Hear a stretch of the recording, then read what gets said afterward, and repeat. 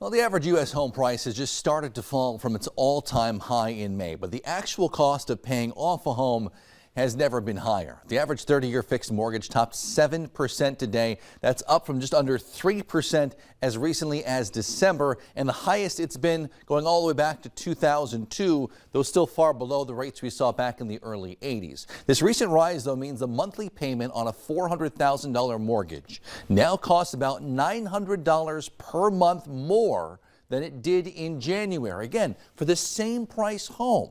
Now more home buyers are choosing riskier mortgages, things like adjustable rate mortgages or even interest-only mortgages, where buyers pay only interest rather than the principal for the first few years to get themselves into homes. Healthcare open enrollment begins in just a couple weeks, and while the cost of many things has risen dramatically, many people will notice the cost of health insurance has not. A survey of more than 1,700 large employers conducted this spring found the average cost of health benefits rose about 4% this year. It's less than half the rate of inflation, though many employers do expect a bigger jump in cost next year.